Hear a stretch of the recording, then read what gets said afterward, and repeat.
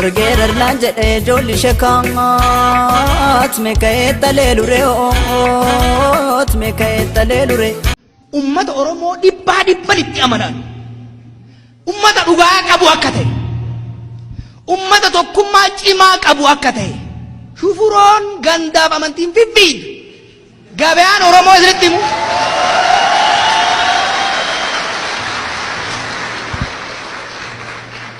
itti hima warra of wallaale kanatti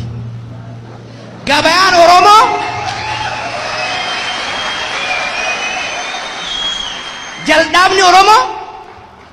jaldaabni oromiyaa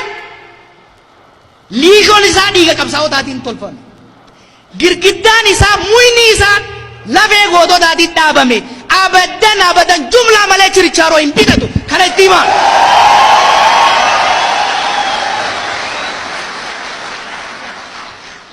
nuni dhan jechuufi miti waajjira keenya cufan jechuufi miti nun ajjeesan jechuufi miti moojii warra amata dhibba nugusa ta'uu barbaaduu malee nuti du'uufis hidhamuufis dhabamsiifamuufis qophii qabsaa'ota nuti qabsaan oromoo bolola aangoo hin qabu bolola bilisummaa malee bilisummaa ummata isaa malee dhugaa ummata isaa malee tarsiimoo qabna tokko yoo hidhan kumaatama itti hiriirsina tokko yoo ajjeesan kasan daranii jala itti ol baafna abadan waan takka beekuu qaban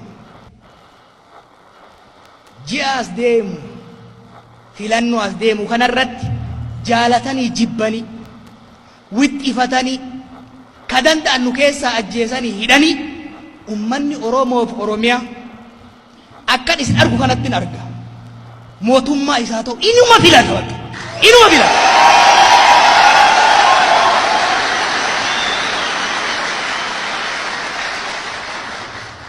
kan ammoo dhaatu dingoonu beeytu wal beeyna bar wal beeyna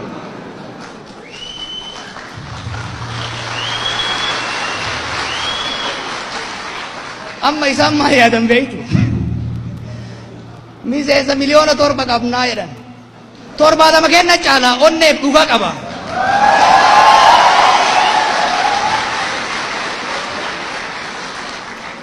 doolaara biliyoona qabnaa arabaaf chaayina faranjiin nutti kennanii jedhan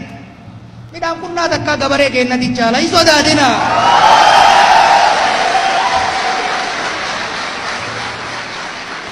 waggaa lamaan biyya kana galle kana jala deddeemnee waggaa siree jalatti qabnu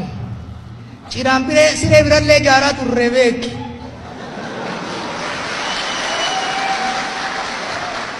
isinitti himu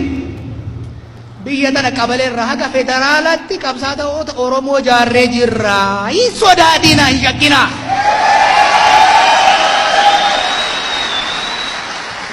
nama 500,000 hidhuudhaaf qophii qabnaa jedhan yoo manni hidhaa ga'eef ol siisaa jennaan miliyoona 15tti